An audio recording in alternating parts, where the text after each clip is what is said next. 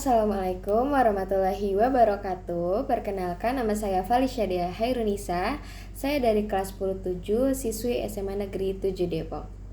Dan pada kesempatan kali ini saya akan mempresentasikan tentang bab 6 ekonomi kelas 10 di semester 2, yaitu mengenai bank sentral, sistem pembayaran, dan alat pembayaran. Jadi di sini ada daftar isi. Yang pertama ada bank sentral, sistem pembayaran, peran Bank Indonesia, penyelenggaraan sistem pembayaran non tunai oleh Bank Indonesia, pengertian dan sejarah alat pembayaran tunai atau uang, fungsi, jenis dan syarat uang serta standar mata uang, unsur pengaman uang, sistem moneter, pengelolaan uang rupiah oleh Bank Indonesia, pengelolaan keuangan negara serta alat pembayaran non tunai. Jadi yang pertama kita akan membahas mengenai bank sentral. Apa itu bank sentral? Bank sentral dapat didefinisikan sebagai sebuah badan keuangan yang pada umumnya dimiliki pemerintah yang bertugas untuk mengatur kestabilan badan-badan keuangan serta menjamin agar kegiatan badan-badan keuangan tersebut dapat menciptakan tingkat kegiatan ekonomi yang tinggi dan stabil.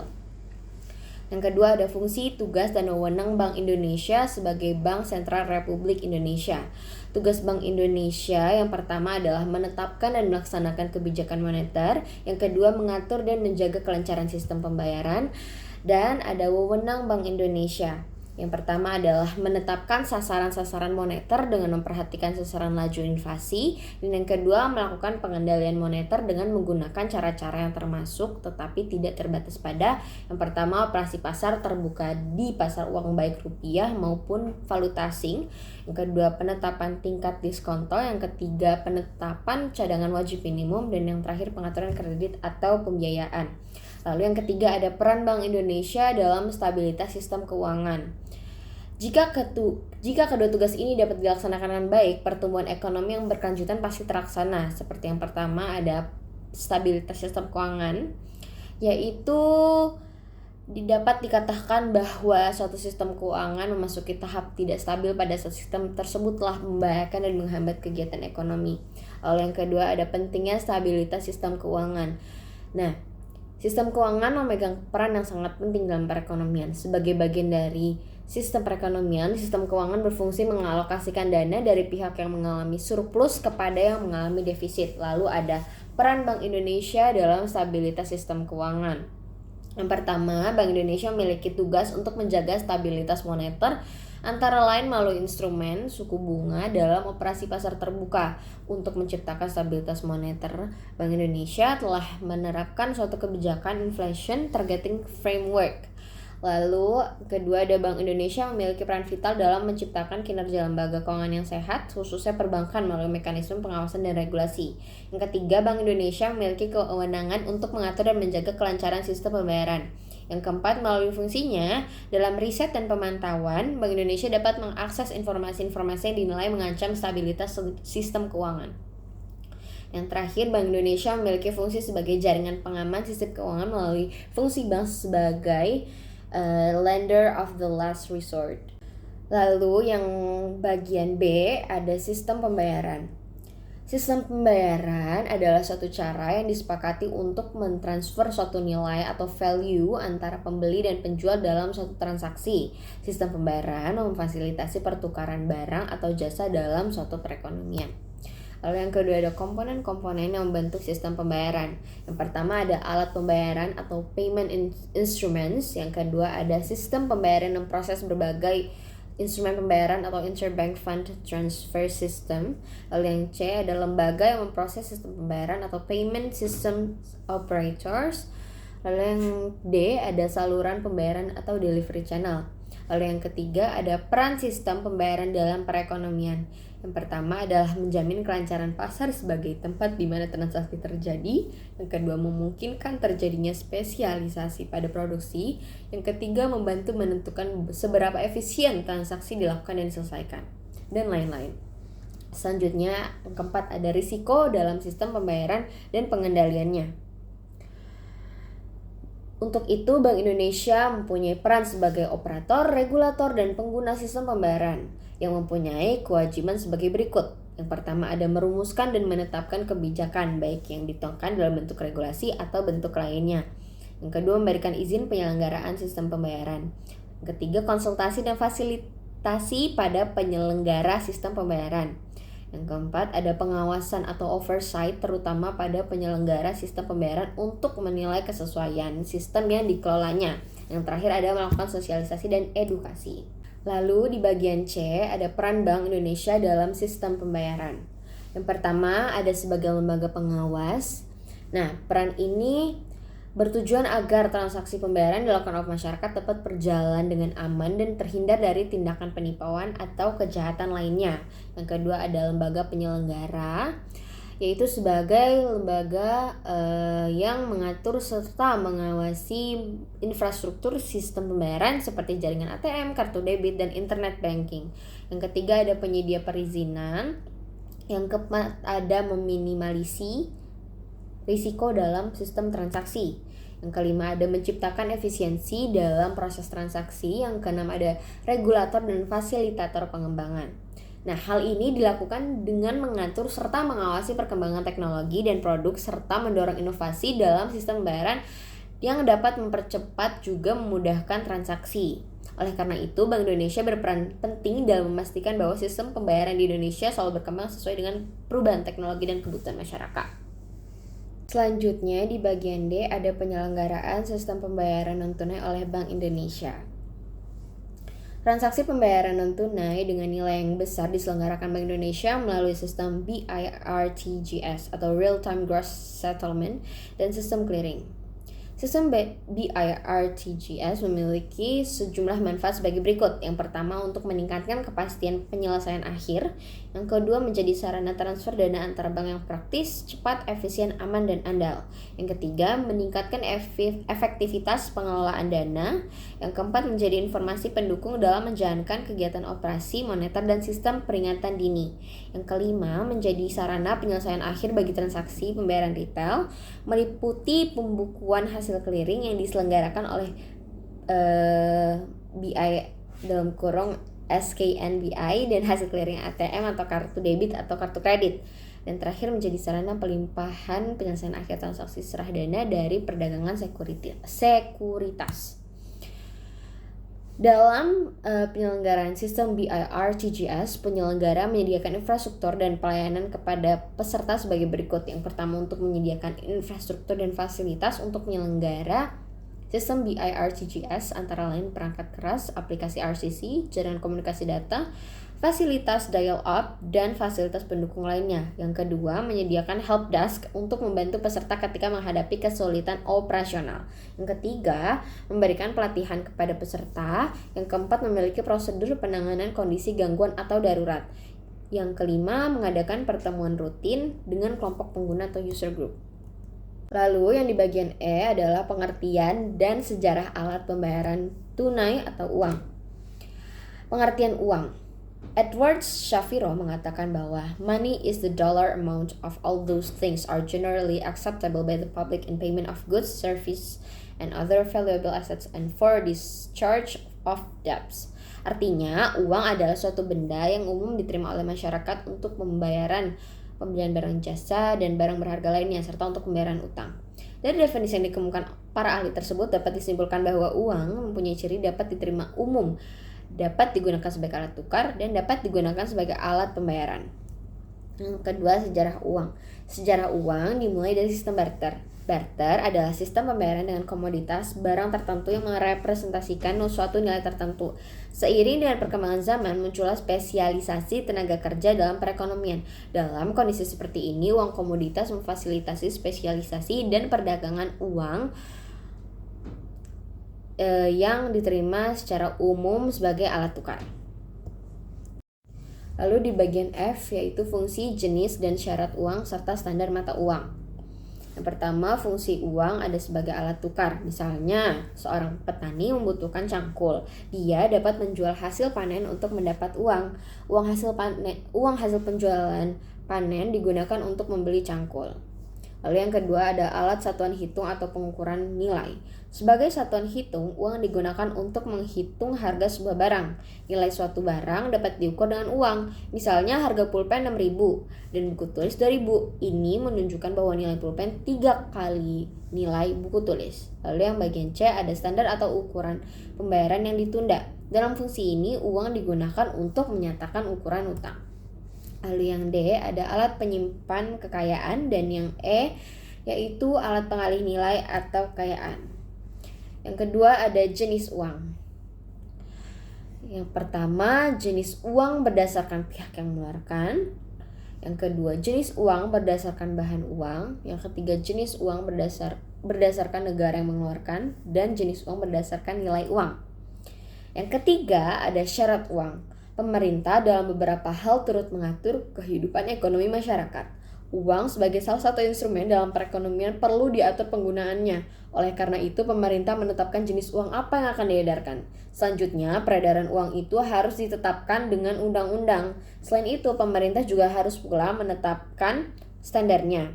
Standar mata uang adalah benda yang ditetapkan sebagai objek pembanding atau nilai dalam jumlah satuan tertentu dan dalam waktu tertentu sebagai alat satuan hitung. Dengan kata lain, standar uang menunjukkan hubungan suatu jenis uang dengan suatu benda tertentu. Lalu ada standar logam atau metallic standard. Standar logam adalah suatu penetapan logam tertentu sebagai standar dalam keuangan. Logam tersebut dapat berupa emas atau perak. Standar logam dapat dibedakan atas beberapa sistem berikut. Yang pertama, sistem standar tunggal, sistem standar kembar, sistem standar pincang. Dan yang kedua ada standar kertas. Apabila dalam suatu negara beredar uang kertas dalam jumlah yang tidak terbatas dan uang itu tidak dijamin atau tidak bisa ditukar dengan emas, maka negara tersebut menganut standar kertas. Standar inilah yang banyak dianut negara-negara dunia dewasa ini. Agar dapat berfungsi dengan baik, perekonomian internasional memerlukan sistem moneter internasional yang juga berfungsi dengan baik. Sistem moneter internasional terkait dengan penentuan kurs atau nilai tukar mata uang. Oleh karena itu, kita bisa menyebut standar moneter sebagai sistem standar kurs. Lalu di bagian G ada unsur pengaman uang. Salah satu syarat uang adalah tidak mudah dipalsukan. Agar uang sulit dipalsukan, perlu ada unsur pengaman yang mencakup bahan uang dan teknik cetak. Ada dua bentuk unsur pengaman pada uang kertas rupiah, antara lain sebagai berikut. Yang pertama, unsur pengaman yang terbuka atau overt security features. Yang kedua, unsur pengaman yang tidak terbuka. Dalam melakukan pembayaran unsur pengaman uang kertas, pada umumnya ada dua hal utama yang dipertimbangkan, antara lain sebagai berikut. Yang pertama, semakin besar nominal pecahan, semakin diperlukan unsur pengaman yang lebih baik, kompleks, dan canggih. Yang kedua, sulitnya uang untuk dipalsukan tidak semata-mata tergantung pada unsur pengaman, tetapi juga dipengaruhi oleh desain gambar, warna, dan teknik cetak. Di bagian H adalah sistem moneter. Ada 4 sistem standar kurs yang tengah atau pernah dipakai oleh negara-negara di dunia, yaitu standar emas, sistem kurs tetap dan terkendali adjustable back exchange rate systems, sistem kurs mengambang bebas atau free floating exchange rate system, dan sistem kurs mengambang terkendali atau managed floating exchange rate system. Dan sistem moneter mengatur penentuan tingkat kurs mata uang suatu negara dalam sistem keuangan internasional. Sistem tersebut ditentukan oleh intervensi pemerintah dan fleksibilitas tingkat kurs terhadap mekanisme pasar. Yang pertama ada standar emas. Untuk memahami standar emas, kita dapat menggunakan contoh berikut. Misalnya, seluruh masyarakat dunia ingin digaji dengan emas murni.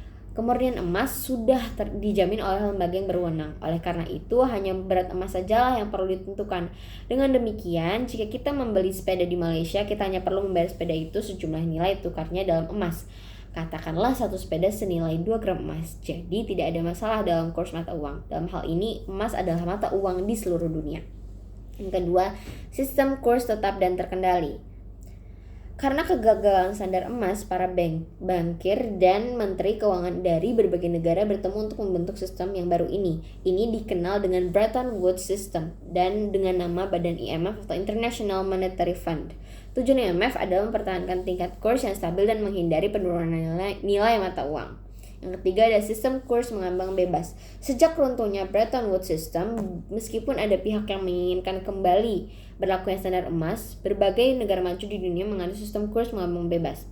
Sistem ini menyerahkan sepenuhnya kurs mata uang pada mekanisme pasar atau permintaan dan penawaran uang tanpa campur tangan pemerintah. Lalu yang keempat ada sistem kurs mengambang terkendali. Karena terdapat kelemahan pada sistem kurs mengambang bebas, beberapa negara menerapkan kembali kurs mengambang yang dikendalikan oleh pemerintah negara bersangkutan melalui bank sentralnya. Jadi ada intervensi pemerintah di sini. Lalu di bagian I ada pengelolaan uang rupiah oleh Bank Indonesia. Karena terdapat kelemahan pada sistem kurs mengambang bebas, beberapa negara, salah satu Bank Indonesia, adalah mengatur dan menjaga kelancaran sistem pembayaran. Dalam rangka melaksanakan tugas mengatur dan menjaga kelancaran sistem pembayaran, Bank Indonesia berwenang melakukan pengelolaan uang rupiah yang meliputi perencanaan, pencetakan, pengeluaran, pengedaran, pencabutan, dan penarikan serta pemusnahan uang rupiah. Ciri umum uang rupiah kertas paling sedikit memuat hal-hal berikut. Yang pertama ada gambar lambang negara Garuda Pancasila, yang kedua ada frasa NKRI, yang ketiga frasa Bank Indonesia, yang keempat sebutan pecahan dalam angka dan huruf sebagai nilai nominalnya, yang kelima ada tanda tangan pemerintah dan Bank Indonesia, yang keenam ada nomor seri pecahan, dan yang ketujuh ada teks dengan rahmat Tuhan Yang Maha Esa. Negara Kesatuan Republik Indonesia mengeluarkan rupiah sebagai alat pembayaran yang sah dengan nilai. Dan yang terakhir ada tahun emisi dan tahun cetak. Selanjutnya ada ciri umum uang rupiah logam paling sedikit memuat hal-hal berikut. Yang pertama ada gambar lambang negara Garuda Pancasila, yang kedua frasa Bank Indonesia, yang ketiga sebutan pecahan dalam angka sebagai nilai nominalnya dan tahun emisi. Bank Indonesia menetapkan uang rupiah tidak sebagai alat pembayaran yang sah di wilayah NKRI dengan cara mencabut dan menarik uang rupiah dari peredaran.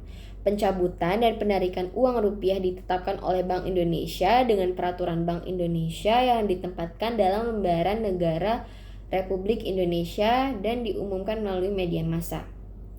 Bank Indonesia melaksanakan pemusnahan terhadap hal-hal berikut. Yang pertama, uang rupiah tidak layak edar. Yang kedua, uang rupiah yang masih layak edar yang dengan pertimbangan tertentu tidak lagi mempunyai manfaat ekonomis dan atau kurang diminati oleh masyarakat. Lalu ada uang rupiah yang sudah tidak berlaku. Dalam rangka mendukung penanggulangan uang rupiah palsu, Bank Indonesia melakukan kerjasama dengan badan yang mengordinasikan pemberantasan uang rupiah palsu dan atau instansi yang berwenang. Lalu di bagian J ada pengelolaan keuangan negara. Pembahasan mengenai keuangan tak akan lepas dari pembahasan mengenai keuangan negara. Hal ini karena pemerintah seperti sebuah rumah tangga, memiliki pemasukan dan pengeluaran yang harus diatur. Pengelolaan keuangan negara tercermin pada anggaran pendapatan dan belanja negara atau APBN untuk pemerintah pusat. Adapun untuk pemerintah daerah, pengelolaan keuangan daerah tercermin pada anggaran pendapatan belanja daerah atau APBD. Yang pertama, pengertian. Definisi keuangan negara berdasarkan pasal 1 ayat 1 UU nomor 17 tahun 2003 tentang keuangan negara adalah semua hak dan kewajiban negara yang dapat dinilai dengan uang, serta segala sesuatu baik berupa uang maupun berupa barang yang dapat dijadikan milik negara berhubung dengan pelaksanaan hak dan kewajiban tersebut. Yang kedua, Presiden sebagai kepala pemerintahan dan pemegang kekuasaan pengelolaan keuangan negara. Berdasarkan pasal 6 ayat 1 nomor 17 tahun 2003, Presiden selaku kepala pemerintahan memegang kekuasaan pengelolaan keuangan negara sebagai bagian dari kekuasaan pemerintahan. Dalam pengelolaannya berdasarkan ayat 2 pasal 6 UUD nomor 17 tahun 2013, Presiden menguasakannya kepada Menteri Keuangan selaku pengelola fiskal dan wakil pemerintah dalam kepemilikan negara. Yang kedua, Menteri atau pimpinan lembaga selaku pengguna anggaran atau pengguna barang kementerian negara atau lembaga yang dipimpinnya. Dan gubernur atau bupati atau wali kota selaku kepala pemerintahan daerah untuk mengelola keuangan daerah dan mewakili pemerintah daerah dalam kepemilikan kekayaan daerah yang dipisahkan. Yang ketiga, hubungan pengelolaan keuangan negara dengan Dewan Perwakilan Rakyat. Sebelumnya telah dijelaskan bahwa APBN atau APBD adalah suatu wujud pengelolaan keuangan negara. Uang negara dikelola atas dasar petunjuk yang ada pada APBN bagi pemerintah pusat dan APBD bagi pemerintah daerah. APBN sebagai dasar dari pengelolaan keuangan negara diajukan pemerintah dan ditetapkan setiap tahun dengan undang-undang setelah mendapat persetujuan dari DPR. Hal itu sesuai dengan ketentuan pada UUD 1945 pasal 23. Apabila DPR tidak menyetujui rancangan APBN atau RPBN, maka untuk pengelolaan keuangan negara digunakan APBN tahun sebelumnya. Yang keempat, peranan Badan Pemeriksa Keuangan terhadap pengelolaan keuangan negara. Pengelolaan uang negara harus berlangsung secara transparan, profesional, terukur, bertanggung jawab, dan jika terjadi kebocoran anggaran harus segera diselesaikan. Sejatinya, pengelolaan uang negara telah terawasi dan dengan adanya direktorat pengawasan di setiap departemen atau badan, namun tetap diperlukan suatu badan yang bebas dan mandiri. Badan ini adalah Badan Pemeriksa Keuangan atau BPK. Keberadaan BPK sesuai dengan amanat UUD 1945 pasal 23E setelah amandemen yang menyatakan untuk memeriksa pengelolaan dan tanggung jawab tentang keuangan negara dan diadakan suatu badan pemeriksa keuangan yang bebas dan mandiri. Lalu di bagian K adalah alat pembayaran non-tunai. Pengertian alat pembayaran non-tunai. Alat pembayaran non-tunai merupakan metode pembayaran atas barang dan jasa yang tidak melibatkan pertukaran uang tunai. Alat pembayaran non-tunai sudah berkembang dan semakin lazim dipakai masyarakat. Alat pembayaran non-tunai memerlukan penggunaan satu atau lebih bank untuk menyelesaikan transaksi. Yang kedua, alur proses transaksi dan aliran pembayaran non-tunai. Secara umum, transaksi pembayaran non-tunai memiliki dua arus proses, aliran instrumen fisik dan aliran dana. Kedua arus dapat berbeda dalam waktu dan arah. Berdasarkan aliran pembayarannya, alat-alat pembayaran tersebut dapat dikelompokkan ke dalam alat pembayaran untuk credit transfer dan alat pembayaran untuk debit transfer. Yang ketiga, jenis media pembayaran non-tunai. Media pembayaran berbasis kertas atau paper-based payment. Yang kedua ada media pembayaran elektronik atau electronic payment. Yang ketiga ada media pembayaran berbasis kartu atau card-based payment. Sekian presentasi yang dapat saya sampaikan. Mohon maaf apabila ada kesalahan dan semoga apa yang saya sampaikan dapat bermanfaat. Terima kasih. Assalamualaikum warahmatullahi wabarakatuh.